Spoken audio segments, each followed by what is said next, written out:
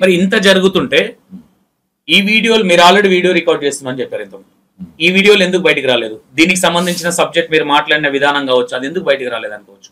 అంటే ఇక్కడ 2 పార్ట్స్ ఉన్నాయండి. మొదట మేము రికార్డ్ చేస్తున్న సందర్భంలోనే రంగరాజన్ గారికి నాకు తోపులాట అవుతున్నప్పుడే నా ఫోన్ కింద పడింది. సో ఆ తర్వాత ఆయన బ్రతిమలాడుతున్నారు చూసారా, బ్రతిమలాడటం అంతా అయిపోయిన తర్వాత మిగతా సభ్యులందరూ పైకి వచ్చారు. వారు పైకి వచ్చిన తర్వాత ఆయనకి ఏదైతే రామరాజ్యం గురించి మేము బోధించామో, ఊరికి ఒక సైనికుని ఏర్పాటు చేయాలి, ఆ సైనికుడు పోషణ మీరే చూసుకోవాలి, మీ ఊరే చూసుకోవాలి, ఇలా అర్చక పురోహితులు ఇప్పుడు దాకా మీరు ఏ పనులు చేశారో పనులన్నీ పక్కన పెట్టేసి ఇలాంటి వెధవ పనులు మీరు చేయొద్దు. ఇంకా భవిష్యత్తులో ధర్మస్థాపన కోసం అసలు ఈ టాపికే రాలేదు అక్కడ. ఇప్పుడు ఏదైతే ఇంటర్వ్యూలలో సంబోధిస్తున్నారో పదం చెప్పాం కదా స్వామి, తెలియని నటవిట్ట శూద్రులు వనితలు స్వవచమౌట కోసం ఉపదేశాలు చేసే పనులు ఆపేయండి అనే పదం అక్కడ చెప్పాం స్వామి. దాంట్లో ఇప్పుడు నేనేమంటున్నానంటే, ఆ రోజే మేము వెళ్ళిన తర్వాత అక్కడ ఇతని ఈ పని చేస్తున్నాడని మీరు క్వశ్చన్ చేస్తే ఈ రోజు మీ పైన కేసు అయ్యేది కాదు కదా. కానీ ఒకటేంటంటే అండి, ఆ రోజే కొంచెం మేము ముందు చూపుతోటి కింద చాలా మంది భక్తులు ఉన్నారు, ఆ భక్తులందరినీ పైకి పిలిచి ఈయన రాసలీలు చూడండి అని మేము చూపించిన 100కి డయల్ చేసి ఇక్కడ ఈయన బ్రోతల పని చేస్తున్నారు ఈయన అని చెప్పి మేము ఆ పని చేయగలిగిన అసలు ఈ సమస్య ఉండేది కాదండి. కానీ మేము అలా అనుకోలేదు, ఆయన్ని బయట పెట్టుకోవాలి, మన ఆలయం పరువు తీసుకోవాలి, ఆయన పరువు తీయాలి అనేటువంటి ఉద్దేశం మాకు లేదండి. మాకు అసలు మేజర్ కారణం మీరు వెళ్ళడానికి ఎందుకు వెళ్ళారు? మీరు జస్ట్ ఎంక్వైరీ లాగా ఏం చేద్దాము కాదండి. అర్చక పురోహితులు మీ యొక్క బాధ్యత ఇది. మన ఆలయానికి ఎవరైతే వస్తున్నారో, ఏ గోత్రికులు వస్తున్నారో, గోత్రాల ప్రకారంగా మన అందరూ బంధువులమే. చతుర్వర్ణాల్లో ఒక గోత్రం ఉంది. రెడ్డి, కమ్మ, కాపు, మాల, మాదిగ, కమ్మరి, కుమ్మరుల్లో కూడా ఒకటే గోత్రాలు ఉన్నాయి. మన అందరూ బంధువులమే అని బోధించాలి. గోత్రాల ప్రకారం ఇంటెన్షన్ ఏంది అంటే మాల మాదిగా గుడిలోకి రానియట్లేదనా? అంటే అదొకటి మాత్రమే కాదండి. తూర్పుగోదావరి జిల్లా అనపర్తి మండలం కొప్పవరం గ్రామంలో సుమారు 4-5 సంవత్సరాల క్రితం మా ఊర్లో పసుపులేటి శ్రీను అని చెప్పి ఒక అబ్బాయి అండి. ఆ అబ్బాయి మంగళ పని చేస్తూ నా పెళ్లికి కూడా బాజాబాజీంద్రులు వాయించారండి.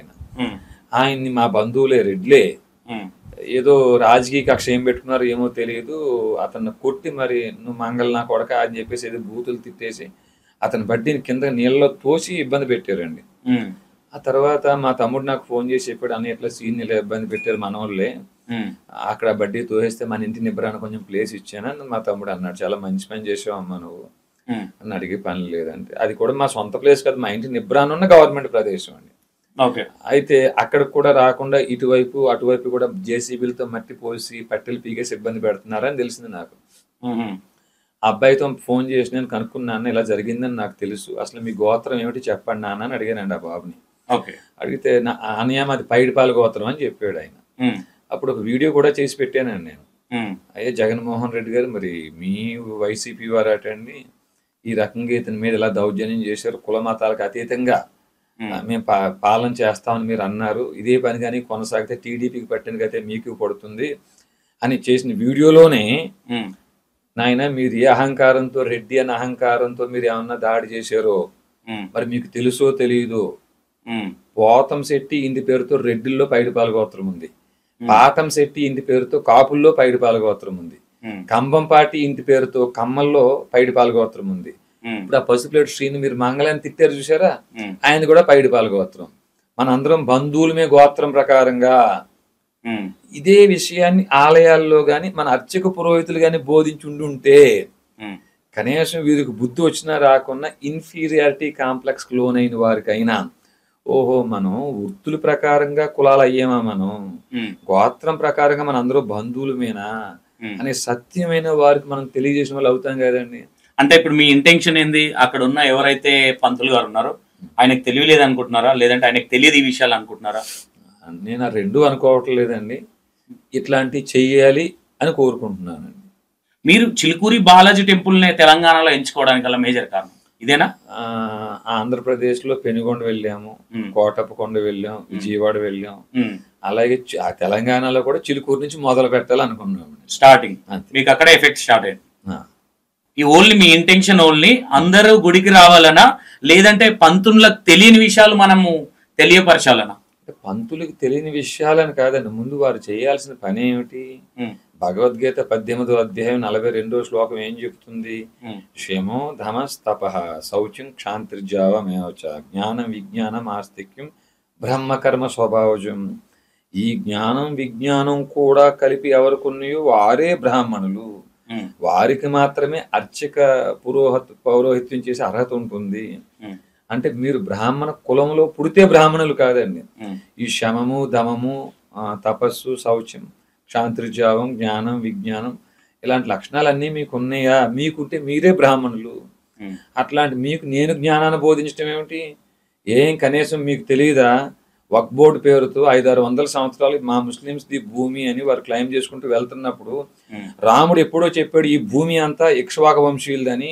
ఆ ఇక్ష్వాక వంశీయులు ఏ గోత్రాల్లో ఉన్నారో మీరు కనిపెట్టి అయ్యా ఇక్ష్వాక వంశీయులు ఈ గోత్రాల్లో మా ఆలయ పరిధిలో ఉన్నారు, ఈ భూమి ఇక్ష్వాక వంశీయులని రాముడు చెప్పాడు సాక్ష్యంగా. రామాయణ కాలం నుంచి వాల్మీకి రామాయణంలో కూడా ఈ సంభాషణ సజీవ సాక్ష్యంగా ఉంది. అందుకు సాక్ష్యంగా మాకు ఈ గోత్రాలు సజీవంగా ఉన్నాయి. ఈ భూమి మాది. 500-600 సంవత్సరాలు పరిపాలించిన మీరే ఈ భూమిని మాది అని క్లెయిమ్ చేస్తే లక్షల సంవత్సరాల నుంచి ఉన్నాం మేము ఇక్ష్వాక వంశీయులు. యదాహి ధర్మశ గ్లానిర్భవతి భారత ఓ భరత వంశీయ అని కృష్ణుడి చేతే స్వయంగా పిలిపించుకున్న భరత వంశీయులు ఏ గోత్రాల్లో ఉన్నారు, వారి ప్రవర్లు ఏమిటి, మీ ఆలయాల పరిధిలో ఎంతమంది ఉన్నారు అనే పరిశోధన చేయాల్సిన బాధ్యత వారిదండి. ఇది మీకు తెలుసా తెలియదా? మీకు తెలుసా తెలియదా? విధానము అడగడానికి వెళ్ళారు. వీర రాఘవరెడ్డి గారు ఇన్ని రోజులు ఎక్కడ పోయారు? మరి ఇన్ని రోజులు ఎక్కడికి పోతామండి?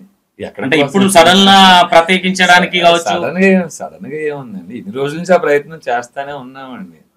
మా యూట్యూబ్ ఛానల్లో చూడండి, 4-5 సంవత్సరాల నుంచి ఈ వీడియోలు కనిపిస్తాయి మీకు. 10 సంవత్సరాల నుంచి 340 CRPC రీడ్ విత్ 195 1B న్యాయమూర్తులు అమలు చేయకపోతే న్యాయమూర్తుల మీద 197 CRPC ఆర్టికల్ 124 సబ్ క్లాస్ 4 ప్రయోగించాలి అని చేసే ప్రయత్నం 10 ఏళ్ళ నుంచి కనిపిస్తుంది. వీర రాఘవరెడ్డి ఇన్ని చెప్తున్నారు కదా, మరి ఇంత నాలెడ్జ్ ఉన్న వీర రాఘవరెడ్డి గారిని ఎందుకు అరెస్ట్ చేయాల్సి వచ్చింది? ఎందుకు కేసులేని? చంద్రబాబు నాయుడు గారిని ఎందుకు అరెస్ట్ చేయాల్సి వచ్చింది? ఆయనకు మీరు సేమా ఏమంటే ఈక్వాలిటీ బిఫోర్ లా లేదంటారా? భారత రాజ్యాంగం ప్రకారంగాను పెద్ద చిన్న తేడాలు ఉంటాయండి. జగన్మోహన్ రెడ్డి గారిని ఎందుకు అరెస్ట్ చేయాల్సి వచ్చిందండి? ఆయన గుళ్ళ మీద పడే చేయలే కదా, గొడవలు చేయలే కదా, ఎందుకు అరెస్ట్ చేయాల్సి వచ్చింది? ఏదో అంటే వాళ్ళ పొలిటికల్ గా ఏదో ఉంటది మేబీ. మరి రేవంత్ రెడ్డి గారిని ఎందుకు అరెస్ట్ చేయాల్సి వచ్చింది? ఆయన అప్పుడు పొలిటికల్ అంటే వేరే విధంగా డబ్బుల విషయంలో అరెస్ట్ చేయొచ్చు. రెడ్ హ్యాండ్ గా దొరికాడు కాబట్టి మీరు ఒప్పుకుంటున్నారా రెడ్ హ్యాండ్ గా దొరికానని? కాదండి, ఇప్పుడు మా విషయంలో పోలీసులు ఎందుకు అరెస్ట్ చేశారో, రిమాండ్ రిపోర్ట్ లో ఏమేమి రిపోర్ట్ రాశారో వాటి మీద 379 BNSS ని ఎలా ప్రయోగించాలి అయ్యా? లేకపోతే వారు ఏమైతే లేని కేసులు ఉన్నాయని తప్పుడు కేసులు కూడా పుట్టేసిన కేసులు కూడా ఉన్నాయని మ్యాజిస్ట్రేట్కి అబద్ధం చెప్పారు, వాటి మీద ఆ తప్పుడు రిపోర్ట్ రాసిన పోలీసుల మీద ఎలా 340 CRPC read with 195 1B which has been enacted as BNSS దాన్ని ఎలా ప్రయోగించాలి? ఈ ప్రయత్నాలు ఎలాగా లా ప్రొసీజర్లో మేము చేసుకెళ్ళిపోతామండి.